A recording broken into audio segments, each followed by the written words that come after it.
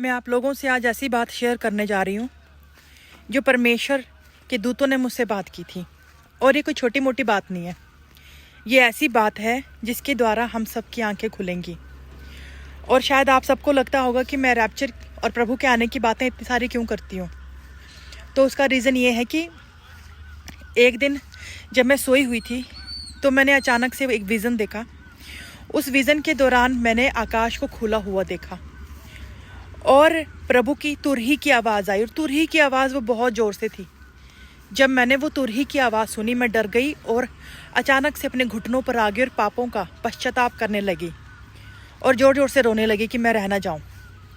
तभी स्वर्ग खुला और वहाँ से कुछ दूतों ने मुझसे बात की और दूतों ने बोला कि कहते ये तुरही की आवाज़ तो थी तुम्हें अलर्ट करने के लिए, पर इसके बाद तुम लोगों को अब और मौका नहीं दिया जाएगा और तुम लोगों को तो जाकर सब लोगों को संदेश दे और लोगों को बता कि प्रभु का आने का समय बहुत नज़दीक हो गया है। लोग अपने अपने मनों को फिराएं। और आकाश बंद हो गया, क्योंकि जब आकाश खुला था मैं उन दूतों को मैंने सफ़ेद चीज़ें देखी, बहुत प्रकाश देखा, बहुत रोशनी देखी मैंने। और फिर वो आकाश बंद हो गया।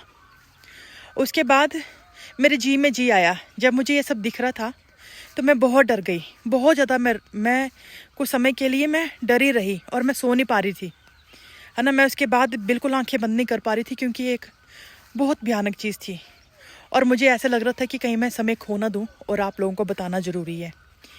इसीलिए मैं सबको ये संदेश देती हूँ कि प्रभु आने वाला है, क्योंकि ये मैं अपने मन से नहीं बोलती, ये मुझे आज्ञा दी गई है।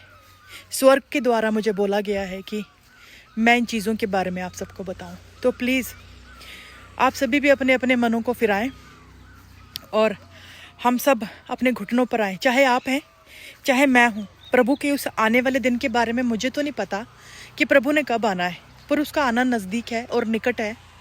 हम सबको अपने अपने मनों को फिराना होगा। इसलिए मेरा आप सबको यही संदेश है, हम सब जीवते रहें, चाहे इस देह को छोड़ दें, पर हम प्रभु के योग्य बने। प्रभु हम सबको क्षमा करेगा। प्रभु हमसे बहुत प्यार करता है। परमेश्वर आपको आशीष दे।